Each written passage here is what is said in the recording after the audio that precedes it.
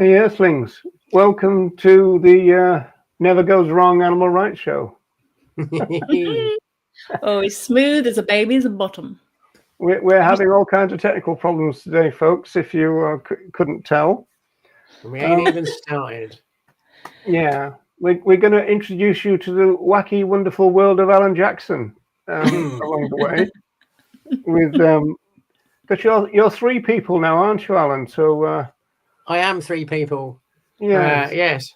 I must be God, I expect. I'm going to say that sounds very religious, doesn't it? Three in one. You're a triad. Yes, there's Allan Jackson, the real me, Dr. Jackson, the musical me, and Dr. Killsalot now, the mad scientist. Killsalot. That was absolutely. I'm exhausted just thinking about that. That's really tiring. It's hard enough being one person, let alone three. Well, yeah. I'll do the intros. So Jennifer was first. So the spiritual vegan. Hello. Carolyn Harris. Hello there. There's a couple of me's there, and then who else? Deb. Hi, Deb. Deb's there. Calling all vegans. Got Philip Murphy. Wendy from New York. Hey, Philip. And then we've got SAFR Island. So that stands for Support Animal Free Research Island. And Linda. Hi, Linda. Okay, that's everyone so far. There's 17 people watching, so do say hello, everyone, if you feel inclined and can be asked. The best interaction, because this is going to two Facebook channels and my YouTube channel, the best interaction as ever is on the YouTube channel. So that's always worth bearing in mind. And in terms of the comments, just comment away. We don't use things like super chats and all that capitalist malarkey. We never make anybody pay to talk. So again, just go ahead with that.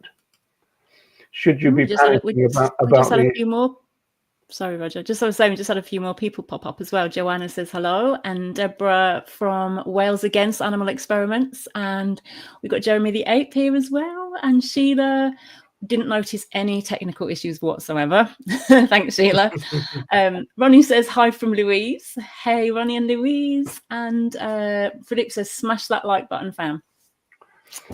Thanks, yeah, well, that in itself is a show of not being very professional, because if you have technical problems, the skill then is to hide them and then don't mention them, isn't it? Don't mention them. I know. We'll be honest. Yeah. So I'm completely blown up from the start. We're just too transparent about these things, but yeah, we've got integrity at least. I'm too honest. It's always been my downfall, Wendy.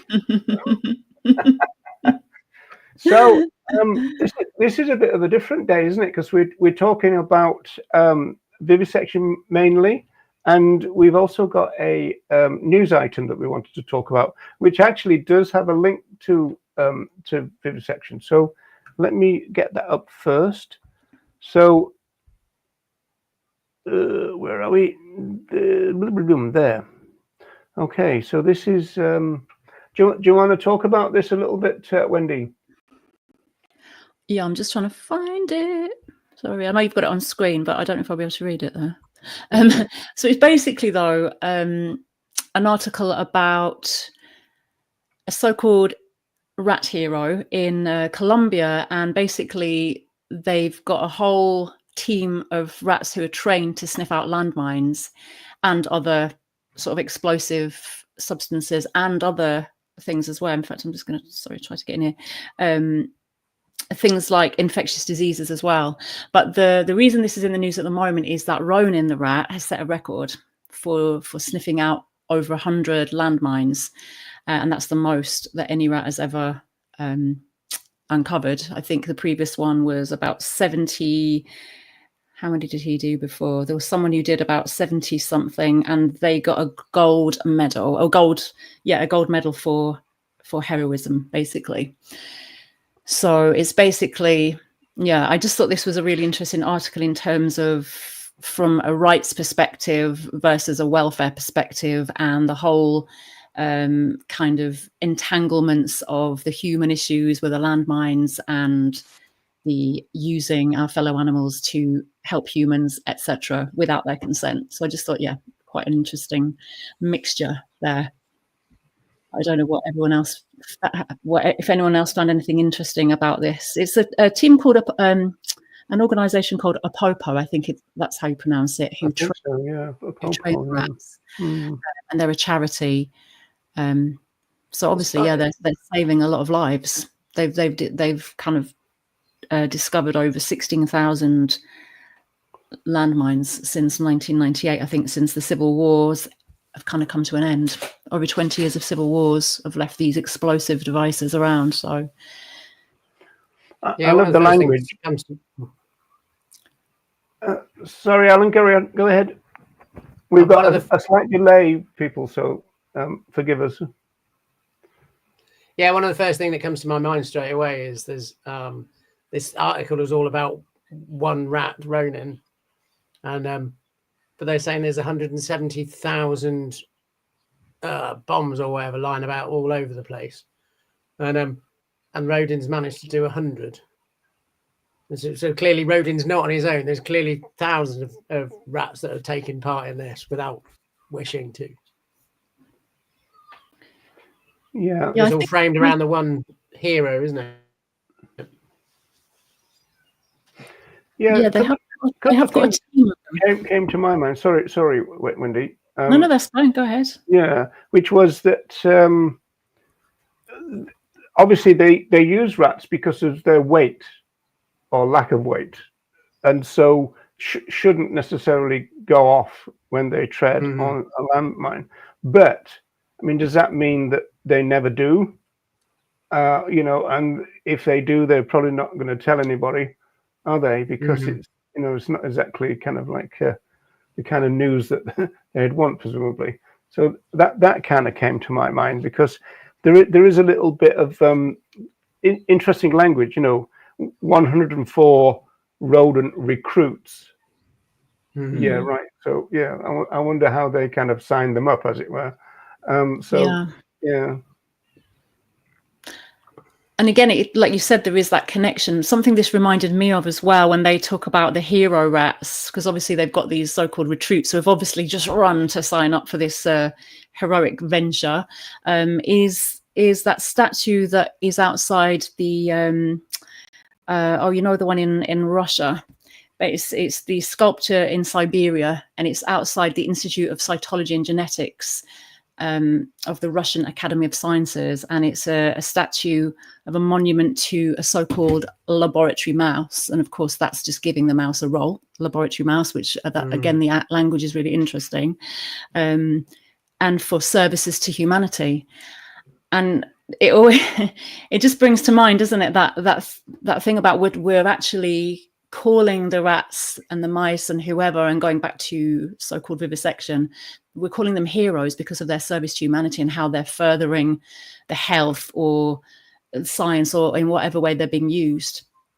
We're kind of signaling them as heroes, and yet the fact that they're so exceptional in what they do, for example, this Ronin rat and how exceptionally he is at sniffing out these mines, it's like we recognize they're exceptional and they're individual and they're heroes, but yet we're not respecting that individuality, and that we are forcing them into these situations in the first place. So there's that real constant paradox, of like disrespecting. You can't be a hero if you didn't volunteer, can you? No, definitely not. They volunteered as in being conscripted. I think there is a picture, actually. If I click this link, we might get it, of the medal, the gold medal, which looks a bit pathetic itself, doesn't it? It's just so bizarre, isn't it, from an animal rights point of view, to take them, force them into laboring for us, and then giving them a medal, and then it's just you can't make humans up, really, can you? They can pawn it later when they have to retire. Yes, put on the medal. I wonder. And Roger, you were saying one of the questions might be what happens to the rats actually. So when they are no longer recruits, do they get sent to a retirement village for rats somewhere? What's did you find out what happened? Yeah, let me let me look at a couple of things here from the actual Apopo thing. First of all, the issue you just raised about what happens, because I think you immediately think, aye, so what happens when they so-called retire, right? There's that issue.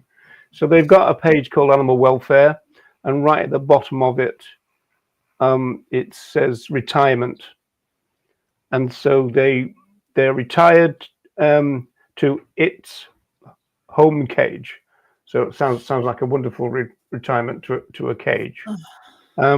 Continues to receive its usual healthy diet, is regularly taken out to play and exercise, and continue to receive its weekly health checks. So essentially, they are kept alive at least, although they do say if they're clearly starting to suffer from age-related issues, they will be euthanized.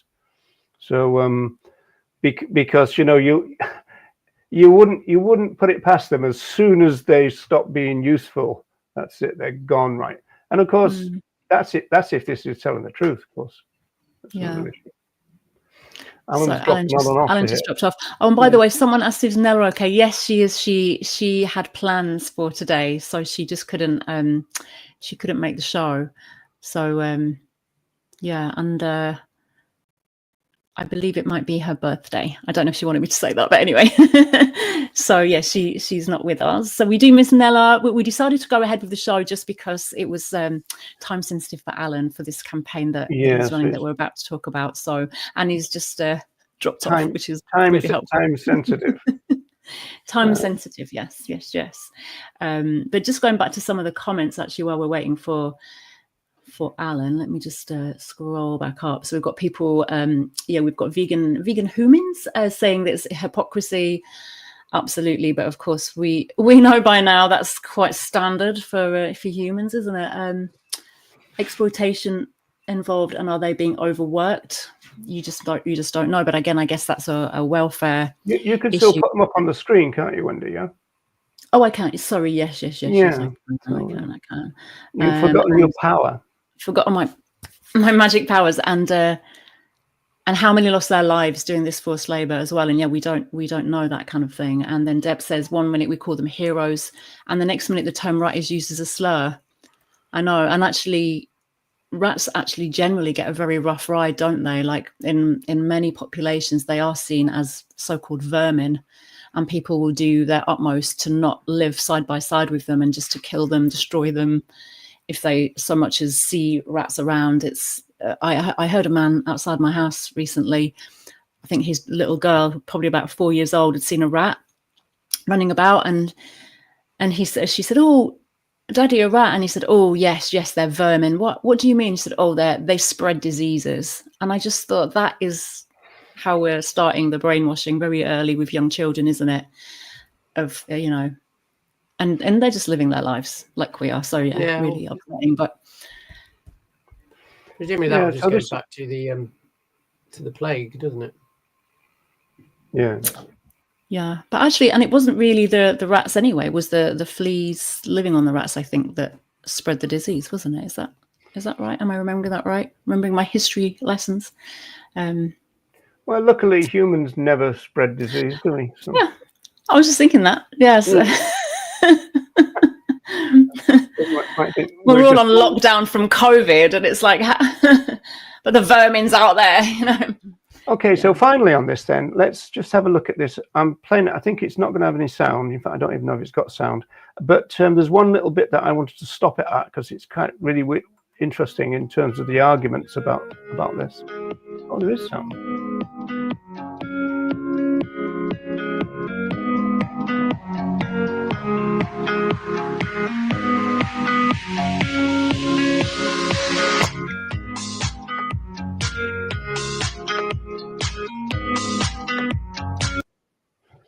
Right, so just stop it there, because you see the explosion in the field, and then all the stuff is about how light the rats are so they can do the job. And here they've got so-called cattle walking around in landmines or areas. Yeah, so you've got a warning, the red sign warning, this is a landmine area, and then you've got grazing so-called cattle in the background. So presumably they're willing to I don't know, take the hit, I suppose, on that. It's weird, isn't it? Whoops. Are we both trying to do the same We're both job? doing it. We're both adding Allan. And Yeah, we're trying. Sorry. We're just going to mess you around as much as you're messing us around. Then. Yeah, I can't say I blame you at all. Yeah, no, that's really, again, just hypocrisy, but also I think that distinction of categorizing our fellow animals. So the cows are obviously seen as a product, aren't they? They're a product to be so-called farmed, to be consumed. So that's a category. So that's a different category to now the rat, who's working to save the humans, and the rat is now a hero because the rat can stop the mines. But the cows don't matter in that way. Like, it's just, but we can afford to lose the cows, and they're not important in their own right. Although I'm sure in an economic sense, whoever owns the cows would suffer financially if the cows were killed, wouldn't they? Yeah, we ought to write to a popo and say, we're fascinated in the story of your hero, vermin. You know, play with the language, yeah, a little bit. So you know, because obviously if you were to mess with that kind of language, it would make a interesting point, wouldn't it? Right. Okay. So let's start doing what we're here to do, while we've still got Allan, jumping, the jack in a box of the show so far, off and on. So seems to be what I do best. Let me get my screen sorted out. Hang on a second. Yeah. So just to make a little link from this article to Allan's little segment as well. Basically, what I think what this shows as well is how humans have this drive to survive at all costs. Like, whatever it takes, humans must survive. Humans must live. Humans must prosper. Humans must be well. Doesn't matter who is the collateral damage for that. And I think that takes us into so-called animal testing, because that's the same attitude, isn't it? Yeah, it is. I mean, never more so. I think. Yeah, never more so. I think in a lot of ways, it's that, you know, I can't get my head around it. The whole medical science thing, and the fact that, you know, this rat or your mum has always been that emotive call. But yeah, so I think, I mean, yeah, mice and rats have the worst time ever in testing. And isn't it true in the United States that they don't even count, you know, in the Welfare Act? And maybe if Jeremy's still here and Philip, maybe they can enlighten me on this one a little bit more as well, is that they don't count that there are like millions used each year of used to be like that with chickens too, wasn't it? Chickens. Yeah, I think so. Yeah, but they're not even, they don't even count on the numbers or the protection and the welfare. No, and there's millions of animals that don't even make it to testing, that just get bred and killed before, you know, for no reason whatsoever. Yeah, funny enough, Ronnie Lee was making that point, because we do a TikTok thing on a Sunday, and he was saying, because he, you know, he's an expert in greyhound racing and stuff, and saying, well, not only are individuals, because we were talking about Grand National, and not only are certain individuals killed during the sport, but, you know, a lot just don't make it in the first place because they don't come up to scratch and this kind of thing, and it will be the same in any type of animal use, you know. So now, Allan. Yeah. I don't know whether this is supposed to be. Not sure how complimentary that is at this time. No. I'll try not to. Oh dear. Jennifer's probably not been watching the news. If she's got any sense, it's too depressing. But yeah, Yes, she might not have heard about Russell. No, I think not. Okay, so let's shelve that as quick as we can. So let's talk about F.E.A.T. So yeah, finally ending animal testing. It's about time. What's taking you so long, Alan? Well, I've not had a lot to do really. I've been busy, and now I'm sort of less busy now. So I thought I'd give it another go. Yes, yeah, good answer. So Wendy, you've got a general question first, haven't you? I think. I've got the giggles now. Sorry. It's really hot in here, and I think it's addling my brain a little bit. I forgot what my general question was. Like, can you remind me what my question was? I think it was just generally about the. Oh yes, yeah. About that. Yeah. So what brought you to? Well, now that we've had Jane and John on, I get confused now between the organising and the mobilising. But I think I could say that you're mobilising this actually, because you're putting everything together and getting people and activists out there. But I just wondered what kind of incentivized you to start this campaign. Why now? What are you doing? I just love to hear a little bit of a brief overview of it, if that's okay. Yeah, of course. Well, I think one aspect of it is obviously what it is, animal testing. Oh, yes, please. Sorry, somebody's just offering me a coffee. It's to me, it's that necessary evil. Obviously, not to me, because I couldn't give a shit. But it's but the whole take is the necessary evil. This rat or your mum, and we're now in a position. We have a new government, and they've claimed that they're going to look into it and everything else, and they've already decided that they don't want to change anything. But I felt like we're now at a position, regardless of the moral incentive, it's bad science, and we have other science that is far superior. So to use the old adage, if it's a necessary evil that's no longer necessary, you're just left with the evil. And the vivisection thing is always a good one. I've always felt it's the sort of thing that everybody can get on board with. You talk to anybody, nobody likes it. Nobody likes it. Everyone just considers that it's supposedly necessary. But now I think we're at a point where we can point out that it's not. And that means getting out in the... Has Alan frozen? Yeah. We kind of had a feeling this might happen, didn't we? We should all do that. Every time he does, we ought to as well, Just freeze. Yeah. so this might be another drop up. But sometimes Alan comes back. So we've been having these problems. Alan lives on a boat, and so he's moved specially somewhere else to get good internet, and it's been worse, hasn't it? He should have stayed on the canal, I think is the.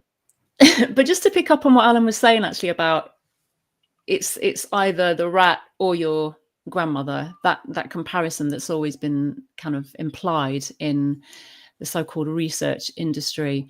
Even that is in itself is interesting, isn't it? Because I think people, again, going back to speciesism and the categorization and the whole vermin thing of mice and rats, I think people will accept research, testing, experiments, vivisection, whatever we want to call it, being done on mice and rats, much more so than, of course, we've seen recently the campaign against beagle testing, dog testing with MBR Acres and Camp Beagle and all of that. And I think a lot more people have jumped on board. And like Alan was saying, it's not just vegans, it's just general public jump on board with this campaign, because we're highlighting that dogs are being used rather than rats or mice. And I think people will generally tend to accept that. Were you going to say rice and mats? Rice and mats. I know. Honestly, it's this heat. I can't handle it. Gentlemen, we have a special guest panelist today. It's Allan Jackson. Alan, hello. Fancy seeing you here. I just thought I'd pop in for a bit. Just like I the say Christmas rice. show. Yeah, I say rice and mats all the time. So often when you're talking to people. Did you hear what I was saying? I don't know if you could still hear what we were saying, Alan, while you dropped off, but probably not. But I was just saying how people are more likely to accept so-called use of mice and rats in research, much more so than, say, dogs. Like, obviously, the dogs being used at Camp Beagle, at MBR. Yeah, this is it. I like mean, it's you've got the dog thing, and you've also got primates as well. And they're things that they are creatures that people identify with. So they can be a good focus as long as they are only a gateway. As long as the wider issue is expounded on. It's no good just getting rid of dogs out of testing because they'll just get replaced with someone else. But if you can get people on board by pointing out the issues and the things that happen with dogs, people are more likely to get on board. Yeah. And then you just need to use that to expand it to everybody, really. And like I say, it's the modern world. We live in a world where it's not necessary. I've been told myself that they could shut it down today and it wouldn't matter. There'd be a few little niggles and things, but I think it's switching it over costs an awful lot. But it's not that they haven't got billions, and it would work in their favour in the long term because they everything would be so much cheaper. So switching over to the alternatives, you mean? Yeah, because go on. Yeah, I've got a question about that. Is it still the same? I remember, you probably know this book, Slaughter of the Innocent by Hans Royce, and he basically says in that book that anybody can mess around with rats, but in terms of these computer models that are coming through, you've got to have some technical knowledge.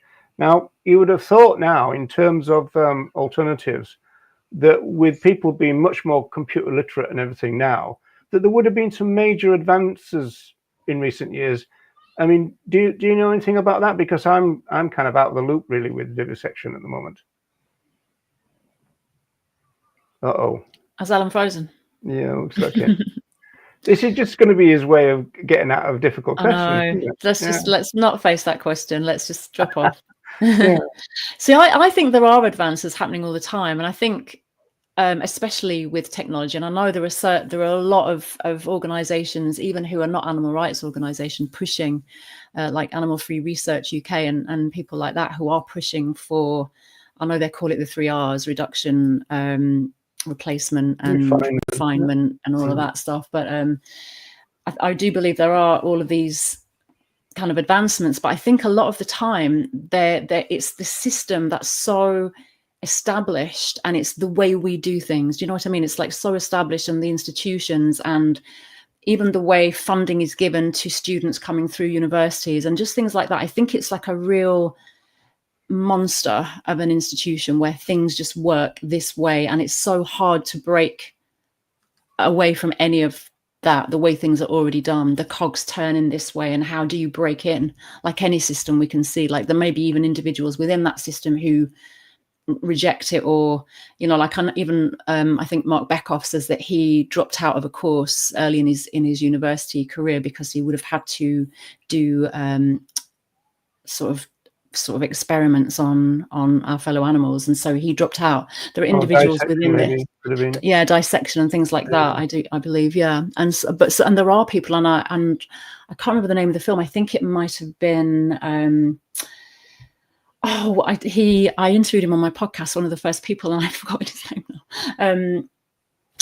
The guy who did the 73 Cows film, I can't remember his name now, but I'll look that up. But he made a film about 3 women scientists who had also rejected the whole fellow animal use within the vivisection industry, and they made a film about it, and they spoke about it and how difficult it was to actually speak up or go against or swim against the tide within that institution and within education. So it's at lots of different levels. I think again, in the movement we can make it sound very simple and simplistic, like we just need to stop doing this, but I think those cogs are so well entrenched in that system. That is very difficult. Right, it does what it is what it is. You can't do a QR code, can you? Not on here, I don't think. No. Alan, Back again. this is going really smoothly. Yeah. Yeah. Yeah, well, as I felt in the ether, I'm just doing it to avoid awkward questions. Yeah. Itty the baby with the bum as smooth as this program, Wendy. Yes, definitely. Deborah is saying, yes, advances with technology. Yes, I haven't read this book, but I've got it on my list, actually.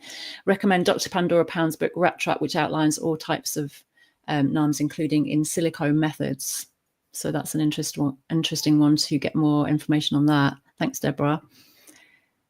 Also, is Rat Trap one of your resources, Alan? And I think Alan's frozen again already. Yeah, I think so. Okay, let me bring this back up. See if we can save some semblance of what we're supposed to be doing. Is there any more comments we could be doing for the moment? Jennifer says, who's bum? Right, we're going to Carolyn. If governments and universities genuinely cared about human health, they would put a lot more money into encouraging healthy plant-based diets and working to end violence, poverty, oppression in society. Absolutely spot on, Carolyn. Yeah, it seems like it's almost like the state makes I don't know, like token gestures, isn't it, to like we're all about looking after your health, when actually you're absolutely spot on. The real investment in public health would be prevention and encouraging and supporting healthy measures like plant-based eating, etc. So, but of course this is big money, isn't it? The industry is a big money. Pharmaceutical companies are some of the richest companies and individuals on the planet. Yeah, one of the biggest, and in fact, one of the reasons why Trump is targeting the tariffs on Ireland, because Ireland had such a good tax regime the last 20-25 years that there's loads and loads of pharmaceutical industries in Ireland, and so he's trying to get them back, as it were. Yeah, going back to what I think, whose bum? You can imagine the bum that Jennifer is thinking about, Wendy. We know that, right? And so Deborah says there's a flyer for in the F.E.A.T thing, and I think it's just here where I've got it. Let me just see if I can show you, if I can remember how to do this. Getting all flustered in my old age. Right. Okay. You can see that screen, right? Okay. Yeah. So Rat Trap is here. Look. Yeah. So now the reason that we wanted to show you the oh, you don't see that, do you? Oh, blimey. Yeah. Only I can see that. Yeah. Okay. That's a bit of a shame. Oh, that's going to be a drag, because that means that a lot of messing around just to do. Okay, forget that then. So just as a general matter, this is the first item on the F.E.A.T site. Arm yourself with knowledge. So the ones at the beginning here, these are videos which you get to, and then there's some kind of flyers and other kind of notifications. There's some websites towards the bottom as well. So there's quite a lot of resources on this site. Because when you first open up the F.E.A.T site, it looks not simplistic, but kind of sparse, if you like. But there is a lot of stuff there. So I just thought it'd be worth. But this is interesting in itself, isn't it? In that, in a way, we've spoke about this before, and I've had this conversation. I remember having a long conversation about this with Mel Broughton, and how the animal rights position actually. We shouldn't even need that knowledge. We shouldn't need to know the ins and outs of the science and the alternatives and what's happening in the industry. The actual simple truth of the matter from an animal rights perspective is using our fellow animals is wrong, morally, ethically wrong, shouldn't be happening. Doesn't matter whether it works, whether it doesn't. Whether it worked 100% of the time is irrelevant on an animal rights, from an animal rights perspective.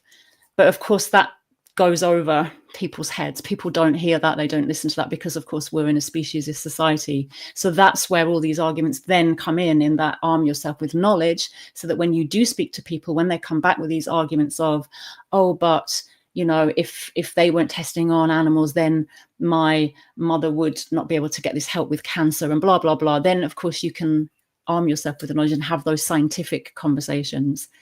But it's very interesting that as animal rights people, we still find ourselves having to have those conversations and having to have these more involved, this more involved knowledge about what's going on. Yeah, that actually ties into the first question that I wanted to ask until that alternative one popped up instead. But I wanted to ask Allan, and maybe the best thing to do is just wait for him to come back. I don't know how many seconds we're going to get, really. I think in terms of F.E.A.T, from the look of it, it seems to be very much scientific anti-vivisection, you know, rather than animal rights. So there's not a lot of just moral arguments or statements, you know, nothing kind of from Reagan or anything like that. And he's talked about vivisection, obviously. So I thought that was quite interesting, and I wonder whether that is kind of deliberate. But as I said, it's probably better to make that point with Allan when and if and when he comes back. So so the arm yourself with knowledge, as I said, it's quite a detailed one. The petitions here, one of those, as far as I remember, let me click on that. Now you won't be able to see that. Oh, you can see. Can you see that now? I can see it is tiny, but I can see sign the petitions. The rest of the writing is beyond me, I'm afraid. The first one is ban animal testing on human products and medicines, and then ban immediately the use of dogs. So they've gone for that kind of species thing that you were referring to before, you know, the species specific kind of single issue type thing. So I don't know whether that, I mean, I think that might be something to do with Camp Beagle, you know, just to tie in. I don't know. Yeah. So there's that. Let's go back to this page. And yeah, so this is an interesting one. Make contact with those in power. And this is where they're talking about an early day motion, which is a parliamentary thing. Let's see if we can. That brings that. You're not going to be able to see any of that, I don't think, are you? So Can't read it. No. Yeah. Okay. So there's an early day motion. Hang on. I think Allan might be coming back. So do you want to bring him back in? Yeah. I'm having a go. Hey, Allan. I bet you're loving this, aren't you, Allan? That's great. Yeah. It's great. How's it going anyway? I'm sure Allan, quickly. Fine without me. Well, we've got you. We were just talking about whether it's deliberate not to really talk of animal rights on here, as in, right, you know, philosophical rights, deontological rights. You're more talking about end animal experiments. Is that deliberately thinking of your target audience not necessarily being vegans, etc.? Yeah, pretty much. Yeah, I mean, that is pretty much it. It's just I did sort of start to say earlier, but it's just I always found that vivisection is a bit of a cornerstone of the animal rights movement, and it's where I came in. Most of the people I know came in, and Ditto. Yeah, and as we were saying earlier, you don't need to be vegan, vegetarian. You know, you don't have to have any real ethical concerns, except for the fact that you don't like vivisection, and most people don't. So it felt to me there's several things I wanted to. A few people had said to me that the grass movement is dying or it's dead, and I took that as a challenge, and so I thought, well, you know, April, obviously the 24th is World Day for Animals in Laboratories, and sometimes that gets extended to a week or something, and I thought, well, why not just extend it for the whole month, and we can try and get things going everywhere all of the time. and see what happens.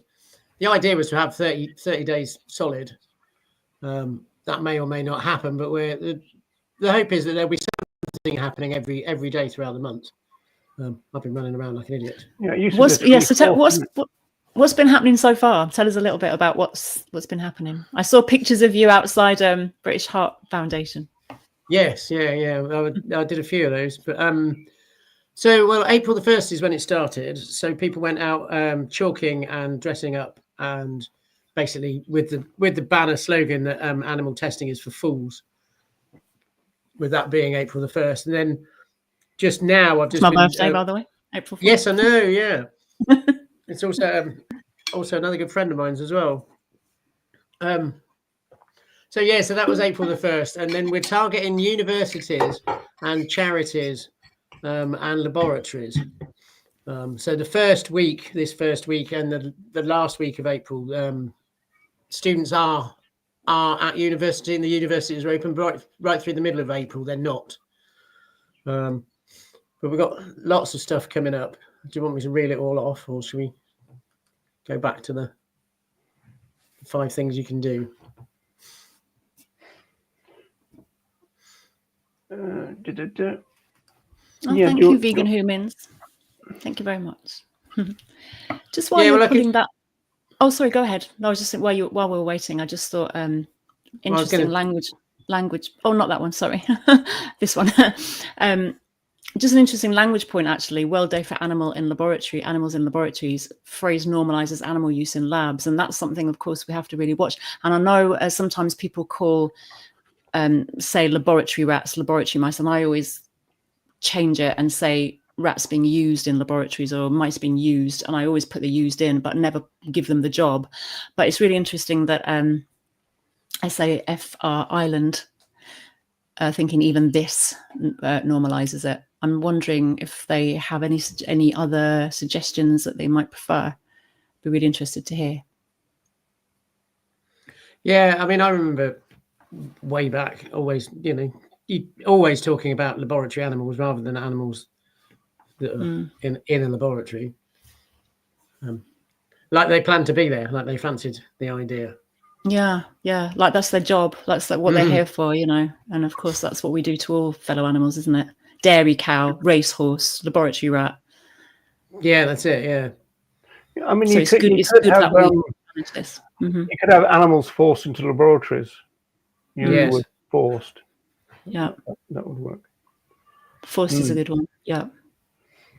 Yeah. So, I wanted to ask you about the get this back petitions. Up. Yeah, the petitions. So you've got a general one, and then the one that's linked with MBR Beagle.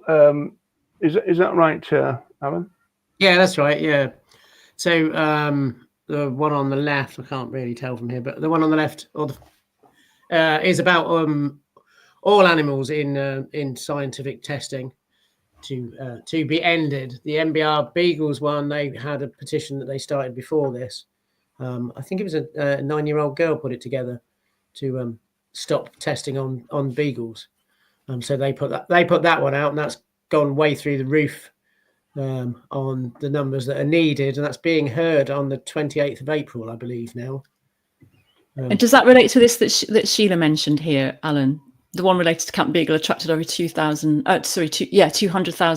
signatures within a matter of days. Yeah. So that just goes to show the whole dog thing we were talking about.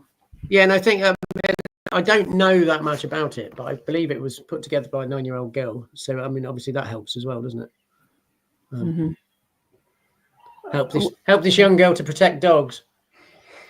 A general question about petitions. I mean, in my day, we used to dismiss petitions. Are they any use now, or are they still pretty useless? I think they're pretty useless, but I do think. Well, I mean, a petition like this, if you can get it into Parliament to be debated, then that's a step in the right direction. But whether it changes anything or not, you need public pressure, really. Which is what we're trying to do this month, is just increase the knowledge as much as we possibly can to a wider audience as possible. They reckon that somewhere around 10%, if you can get 10% of people complaining enough, then something starts to get done about it. Yeah, well, that's certainly true. You don't need everybody to make an impact. Sometimes they say you can get 10% of people with an unshakable belief or something like that, don't they? Use that kind of language. Going to the power ones. This. I mean, I've got to admit, this rankles with me, appealing to power. But what I wanted to do was concentrate on this early day motion. Do you want to explain? Let me see if it comes up. No, it doesn't come. I'm going to have to close this screen down and put it back up again. So, in the meantime, do you want to explain what an early day motion is, Alan? Yeah. I'm not very good at this sort of thing. I'm a terrible guest. I believe an early day motion is where if enough members of Parliament sign the early day motion, then it gets put forward towards legislation or something, I think. So with that early day motion, that's about getting in touch with all of the local MPs and getting all of those MPs who are in favour to it's to shame and celebrate. So those that vote in favour of the early day motion, I believe there'll be a map at the end of it showing you who voted for and who voted against. So that's another thing there, because that's another opportunity to get the thing in Parliament. Undoubtedly, somebody else knows far better than I do. A full and technical response, Alan, as ever. Well, at least he's here. I hope that clears it all up. I know, staying as well, but at least he's there. I didn't want to mention that in case, yeah. So, if only I had something competent to say. So this is the EDM, early day motion. Now, it's interesting this, because these are the people, right, who have sponsored it. And so Labour, Green Party, Labour, Green Party, Green Party. And then these are the MPs who so far have signed it. So Scottish National Party, Liberal Democrats, Social Democrats and Labour Party, Green Party, Independent, Labour, Scottish National Party, Democratic Unionist Party, Plaid Cymru, Labour, Democratic Unionist Party, Independent, Labour, Scottish National Party, Independent, Labour, Liberal Democrat, Independent, Scottish National, Conservative, right? So that's almost like on the bottom line. So there's one Tory. Now, is there a reason for that, apart from the usual kind of crass things that all Tories are shitheads or something? But is there anything that you could say which would kind of talk about that kind of political balance in this thing? Well, I'd say probably. I mean, just simplistically, I'd say it's probably got something to do with finances and investments. If you're a Tory, you're less likely to be wanting to get rid of that or change the status quo in any way, shape, or form. It's kind of, I mean, the animal rights movement is a kind of a leftist issue anyway, so it's not particularly surprising that more people to the left take an interest and stand up for things. That was just a suggestion about World Day seems like a good idea. Although even I know we've had chats with Jeremy on this about animal testing, because even animal testing, it sounds quite euphemistic, doesn't it? It can almost, just testing, and actually this vile and abhorrent evil practice. It kind of sanitizes it a little bit. So it's a really tough one with anti-vivisection. Even vivisection, we say, do people even know what we're on about if we say vivisection? Because it's such an old kind of unused word.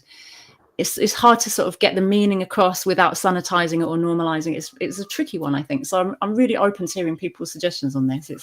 It's good that we challenge our language on this, I think. It is. For me, I think animal testing works. It's kind of all encompassing.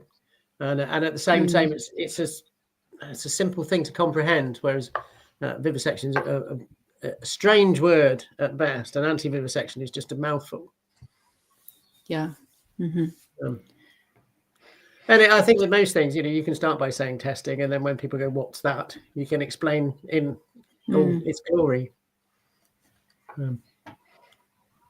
So Deborah is saying, disagree, petition's useless. Wales Against Animal Experiments is engaging with the, I'm really sorry if I'm going to say this wrong, Senedd over our petition. Sorry, Deborah, if I'm saying that wrong. Over our petition asking Welsh Government to stop funding testing, have had press coverage and raised awareness. So I'm not sure. Yeah. Well, I think petitions are one of those things. Everybody feels different about them. Mostly, I think they're slow moving, which is why people don't have a lot of faith in them. You have to revisit quite a lot of times. Even if you get your petition into Parliament and they debate it, there's only 12 people in the room, nobody's really listening, and then they all go home. And then you have to do it again. But I think... I'll put my hand up. I'm just cynical about petitions. I mean, like we used to say that they used to end up in the bin when they were actually kind of physical ones. And now you'd almost think that since it's kind of email based almost, or, a website based thing, that it's even easier to ignore now than, we used to get Joanna Lumley and Spike Milligan turning up, didn't we, with petitions and stuff? So, yeah. So boycott charities. So let me click on that. So just a little note on that phasing out thing. Because I think when I was at and actually, Tim, if you're still in here, I don't know if you remember this, but at the Vegan Party conference last year, there was a whole panel on anti-vivisection, and there was someone there from Lush, and I think there was a scientist there as well, and they were saying basically, with all the alternatives, like they can literally, like Animal Free Research UK and things, they can do these experiments, jump through these hoops and go, right, we've done this model, we've put it through the computer, we've got like the in vitro, whatever, we've done all this, and then you take it to the people who have got the product or who are trying to like sign it off or whatever, and they go, yeah, but can you do it on a rat? So they're constantly coming up against that, like I was saying, like the system, the entrenched. The way we do things, like even when you're jumping through these hoops of all the alternatives, they go, yeah, but can you do it on a live animal? Basically, I think there's that fear of, if we don't do it on a live fellow animal, that basically if anything does go wrong, there's more comeback to, like, if humans die now from this, they're going to come back and say, yeah, but there was no testing. So it's trying to probably look after their investment much more and not have to pay out and all of that kind of stuff.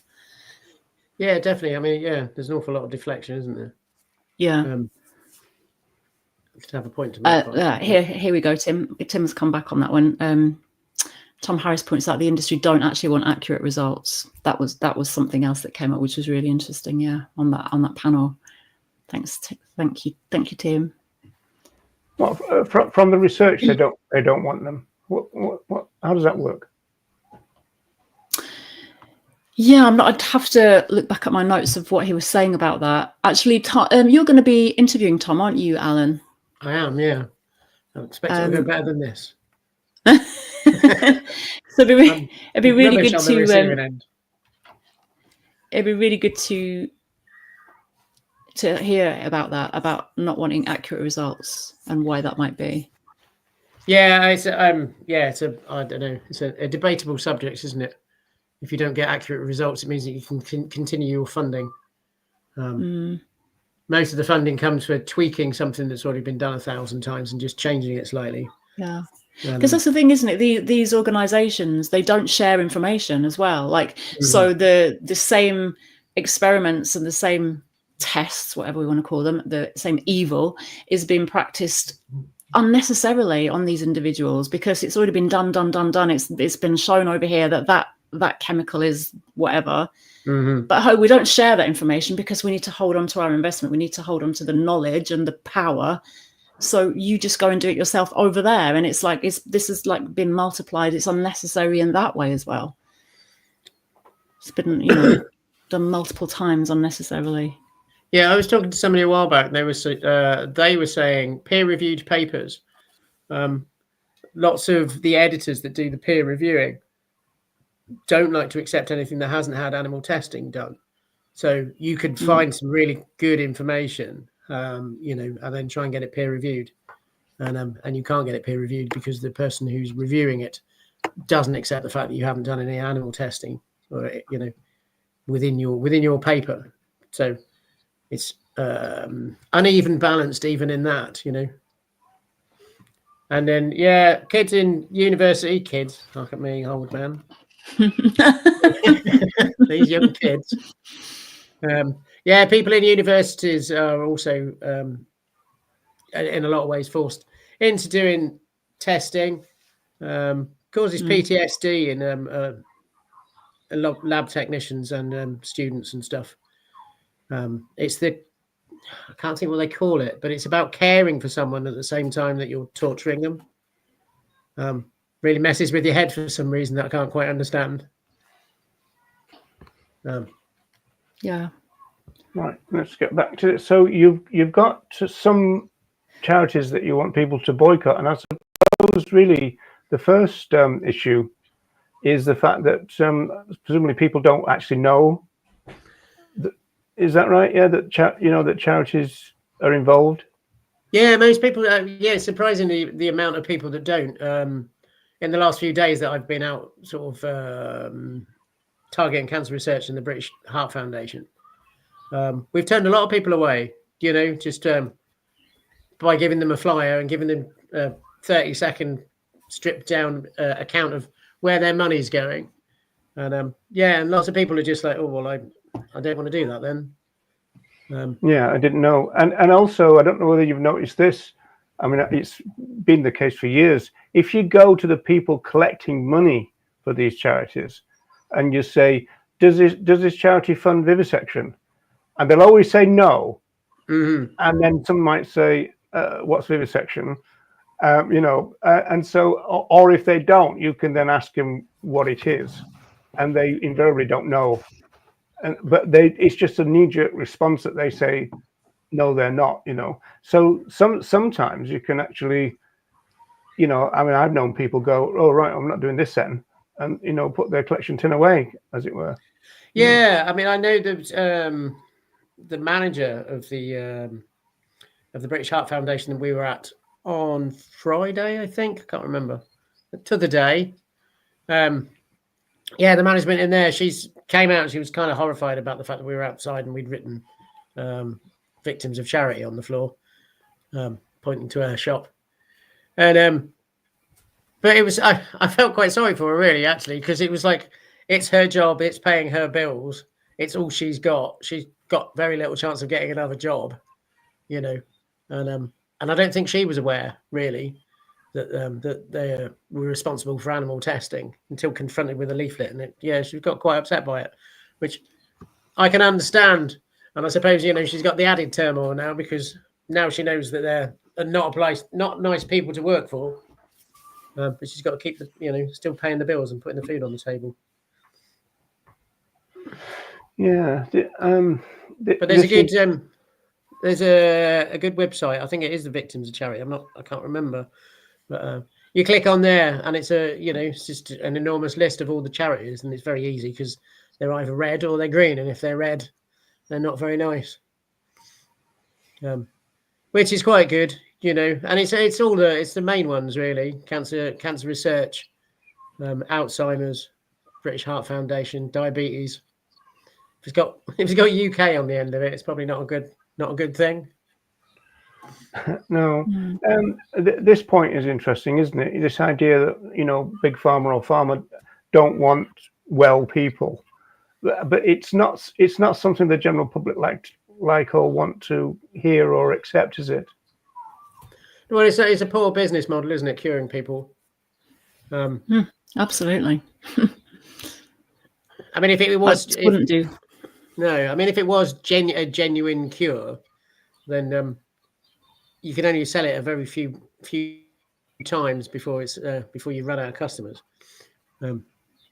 It's far better if you can have something that will just keep people going. Yeah, and then you give people one drug that creates side effects, so then you sell them another one to get rid of the side effects, and so it goes on, doesn't it? Yeah.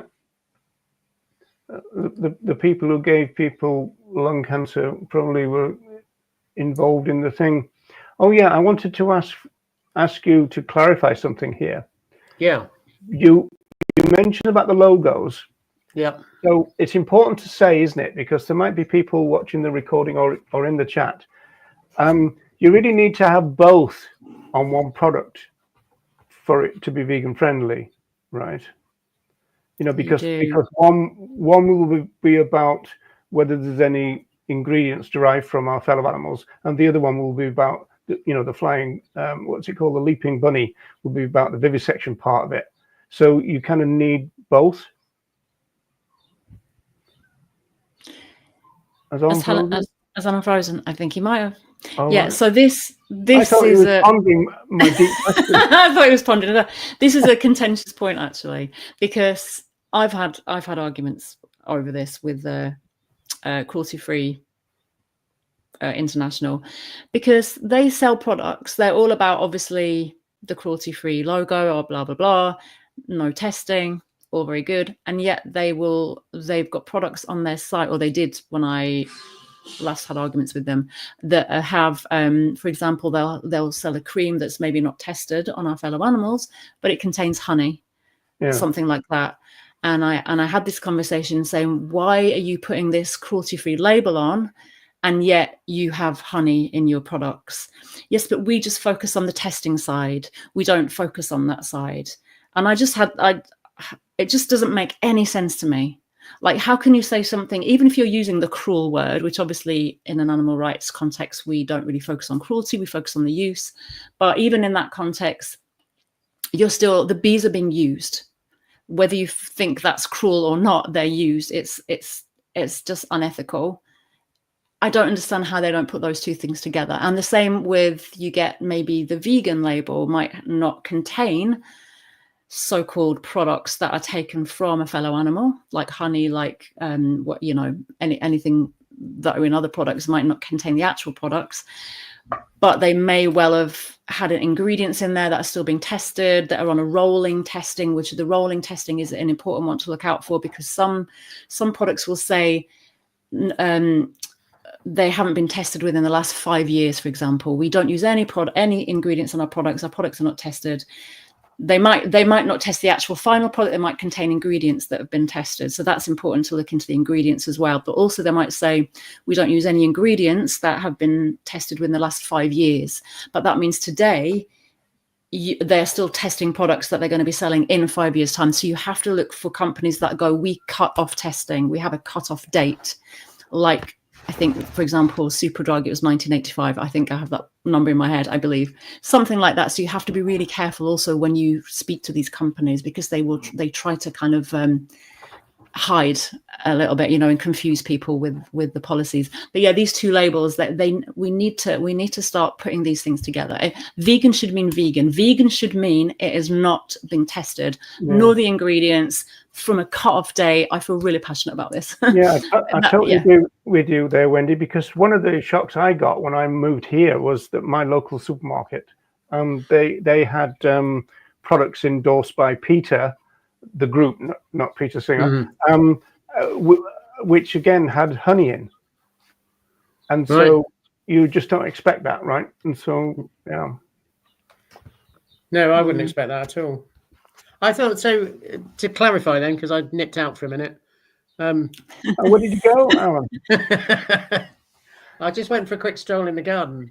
Do you know, I reckon Alan's like one of those people, like some people have two families going on at the same time and they just keep the family separate. I reckon Alan's got another show going on. Like he's a guest on another show somewhere and he's just like nipping in and out. I reckon he's got a bottle of whiskey just off camera. Yeah. Every now and again it helps. Takes the edge off. I don't know what I was going to say now. You were going to clarify something. Yeah, so I was under what sounds like it might have been an illusion that the vegan symbol actually meant that it wasn't animal tested, that it was not animal tested and had no animal ingredients in it either. I don't know. I thought if you had the vegan society stamp on it, you didn't need the the leaping bunny. No, that's what Tim says here. Look, the leaping bunny may include products derived from our fellow animals. So yeah, that's right. Yeah. So the leaping I mean, bunny is.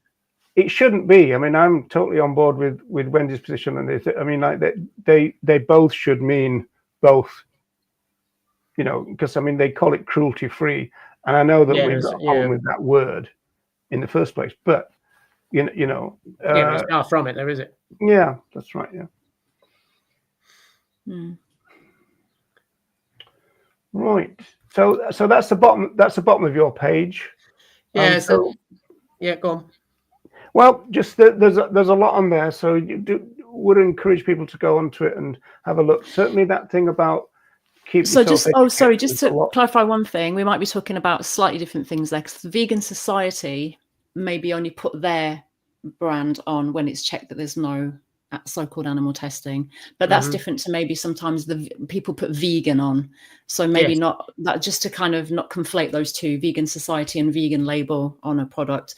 Vegan Society may well I'm sure like look into the testing side of things as well. Yeah, well, I think that's it. I think that was the reason that we put their logo on there, is because lots of things say they're vegan when they're not. Well, we've done our hour, I think, Wendy.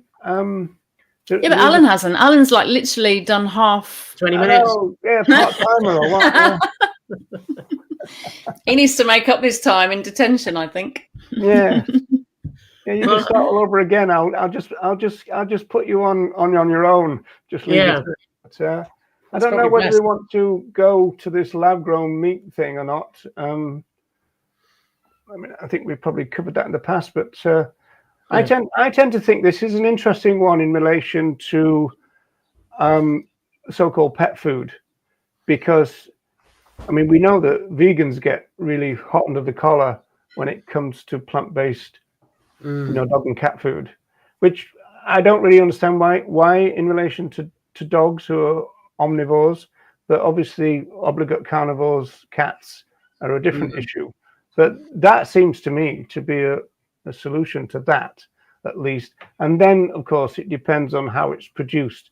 Because the last I heard was that rather than actually having to have, a biopsy, even if you go to, say, an animal sanctuary and just pick up a feather that had come loose, as it were, then that can be the basic material.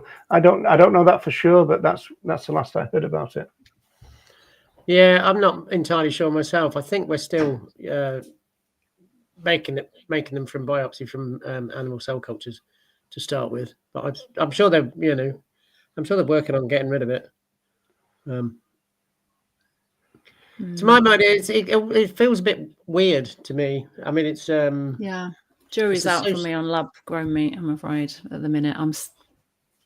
It's kind of a weird sociological thing, isn't it? It's just it's absolutely not necessary. But in my mind, if it stops people from eating animals, then that's great.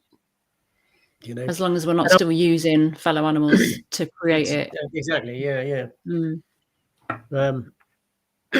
Excuse me, I lost my thread again. Then something stuck in my throat. Well, there's obviously a general philosophical point, is that vegans don't see our fellow animals as food, and so that's the worldview that we want to, spread around, as it were. So, in that sense, Carolyn is right here. In terms of animal exploitation, say, for example, if it was a question of picking up a seagull's feather, is that animal exploitation? So, I mean, those are the kind of philosophical grey areas at that stage, I would think. Yeah. I always think Sorry, go ahead, Allan. You're the guest. I always think the vegan dog food's always a bit of a weird one, isn't it? It's that I don't know, vegan paradox or dilemma. Slaughtering loads of animals who don't want to die to feed animals that nobody wants to live. I'm just trying to get my brain around what you just said there. Hang on. When you've got one of those things, I have to write it down. You've got dogs in a shelter which nobody wants. I see what you mean. Yes. And then you have billions of, or millions of animals that are losing their lives without wanting to feed animals that nobody actually wants. And obviously, you know, and the obvious answer is the fact that you can save both, can't you? Because you can feed the animals on vegetables and you can stop breeding the other ones into existence for the purpose of putting them in a tin. Yeah, that's the thing, isn't it? We're always in this movement. We're always having to do the utilitarian thing. Like, we're always having to create some kind of solution within the absolute terrible situation that we're in. Like the fact that people are still breeding, so-called breeding, our fellow animals to have as companions or enslaved in some way, and we're still doing that. So we're going, well, how do we navigate this situation? We're trying to make the best of really shitty situations. Expects us to be the solution providers. I mean, how many times have they gone to a vegan and say, well, what are you going to do about? And you go, I had nothing to do with that, mate. Yeah. Yeah, I mean, it was an interesting thing that was happening whilst out leafleting. So we're leafleting about vivisection, we're leafleting about the Heart Foundation and stuff. And so one woman looked at me, she said, I eat chickens. No, I haven't got time to read your leaflet, I eat chickens. I was just like, this isn't about chickens. Well, I completely defeated your argument. Somebody went past the stall in Dublin one time. I always remember two ones. Somebody shouted, we don't eat trees. And somebody else shouted, I've got teeth. Right. That's it. Just basically just flummox the whole vegan movement now with those two arguments. I was thinking, blimey, I might as well give up. I might as well give up. Retreat with your tail between your legs. I've been completely defeated. No answer to that. Yeah. I have teeth because obviously you don't need teeth to eat vegetables or plants generally, do you? You suck them. Not for that fiber, yeah. I'm assuming that was an extremely lazy argument about canine teeth, I imagine. But there you go. Yeah, this is what I was about to say. They couldn't quite work out in their head in the time allowed. This is smart. Something very smart. Yeah, exactly. I eat trees. No, I don't eat trees. Anyway, Carolyn says, since lab meat perpetuates the speciesist idea that our fellow animals are resources for humans, I would be opposed to it even if it didn't involve. And this is kind of where I sit with it, is that we're normalizing that flesh is, you know, great to eat. It's great to eat flesh, and we're just trying to find an alternative. But actually, no, let's move away. Let's distance ourselves from that. But of course, again, we're navigating a shitty situation where the majority of people don't even want to hear that they should not be consuming the flesh of another's body. They don't even want to hear that. They won't hear it. Yeah, I agree with that as well. Going back to your utilitarian point and that we're forced into it. I mean, Francis Owen said that one time. He said that sometimes we're forced to be utilitarian, but that doesn't mean that utilitarianism should be our guiding position. It's just that sometimes we just have to, but you don't want to, and you don't think it's good either. No, making the best of a bad situation, but we still need to keep our ideals. We still need our deontological rights, individuality, autonomy, no use. All use is wrong. This is the truth. That's just the way it is, isn't it? The way it is. No, but this is what we have to stick to, regardless of where we find ourselves. That has to be our guiding light, no matter where we find ourselves, and we make the best of that with those values in sharp focus. That's my belief anyway. I can't sell out. There are so many people in the movement who go, yeah, but you know, we should just advocate for a little bit less meat over here, and I can't. It's not in me to do it. I just don't want to, and I won't. I just won't compromise. And I'm sorry, but I'm not sorry. Actually, I'm not sorry. I don't think we should compromise. No, we shouldn't. No, I think if you're upfront and you're telling the truth, then regardless of where people are at, they can't not hear it. You know, and if once you've heard something, then it'll pass through your mind and you'll give it thought. I'm What's not going sure. on? We've got a conversation going on about whether Sorry, not. Can we both do that at the same time? Whether all right, I can't seem to put them up. Whether broccoli are tiny trees. They definitely are. Definitely are. Broccoli and hummus is like trees in the snow. But can you eat it without teeth? This is the point, though. Or do you need your teeth? Well, if you overcook them, you can just suck them through a straw like porridge. Right. Okay. Well, I'm just wondering what beef funny, is that how we pronounce that? Beef funny? I can't say agree with that. You can't make a line of vegan. I'm not sure which point you're not agreeing, but I'm just wondering if that's referring to talking about not normalizing the consumption of flesh. If it is that one, I would just say we're talking about the human moral choices though, as opposed to line. I don't know if it refers to that or something else. Anyway, you can clarify if you want to.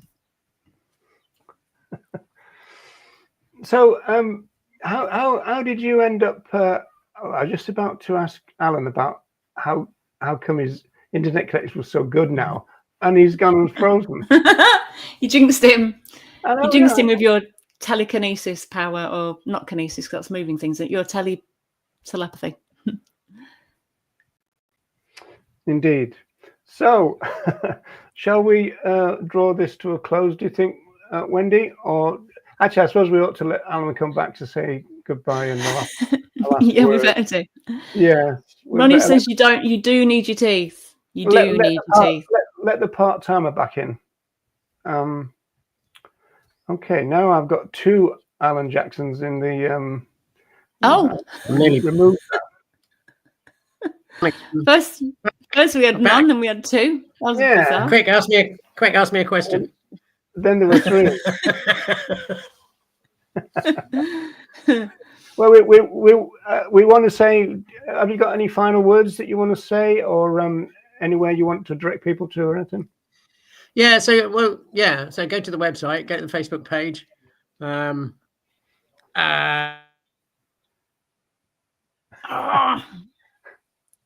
We weren't quick enough. Oh, we weren't quick enough. But anyway, we can go to Alan's Facebook page, go to his website. What is Alan back. Yeah, so yeah. What was the website link quickly, Alan? Website link is www.F.E.A.T.uk.co.uk.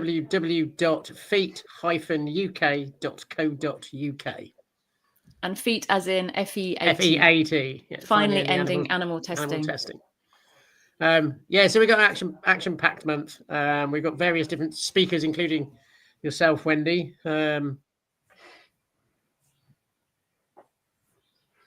Alan could have got Captain Sensible to do the song, couldn't he? Happy feet. Happy feet. So Biffany says feet F-E-E. No, it's F.E.A.T. Finally ending animal testing. It stands for that. F.E.A.T. Right. So before I have my next coughing fit, we should go probably. So right, we'll go. But thanks to everyone for sticking with us. And so goodbye from us and goodbye from him. And generally speaking, goodbye.